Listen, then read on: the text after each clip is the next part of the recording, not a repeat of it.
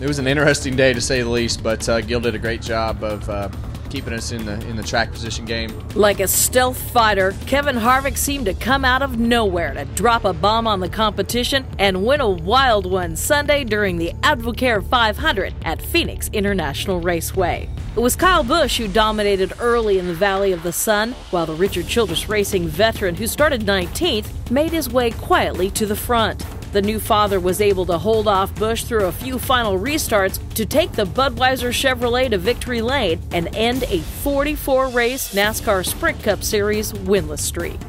And the further we got towards the front, the better the car handled. They made good adjustments, and there at the end we had a couple restarts, and Kyle chose the bottom, and we were able to drive around the top side of him and then get control of the race, really. So obviously we didn't want to see the red flag. We're about, best I've heard is about 5 feet.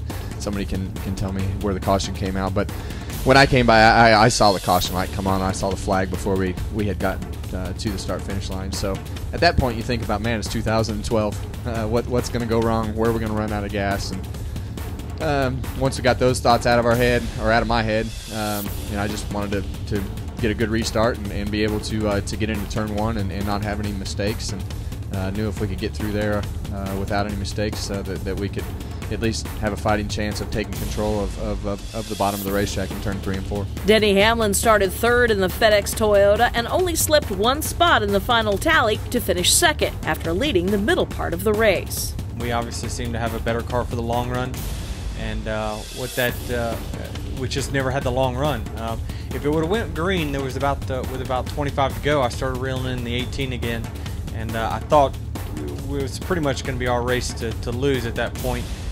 But, I mean, who knows what would have happened. But, obviously it didn't go green, and had a bunch of cautions. And then it was all about just whoever lined up in the right line. For the second time in as many weeks, Kyle Busch, driving the M&M's Toyota, displayed strength in the postseason by sitting on the pole and leading the most laps, but slipped to third in the end. Great car. M&M's guys gave me an awesome piece, and unfortunately there I gave the race away. So I hate it for my guys, and they worked so hard and they dug hard this weekend. And obviously having the car that's the class of the field, you expect to win and you're supposed to win, but I guess I just didn't know how to win it today. Casey Kane, who ran in the top 5 most of the day, wound up 4th. Ryan Newman came from 12th to finish 5th. Brad Keselowski had 2 near misses at the end to skate through to a 6th place result and the championship points lead. Greg Biffle raced from 20th to capture 7th, while Kurt Busch claimed his 2nd straight 8th place result.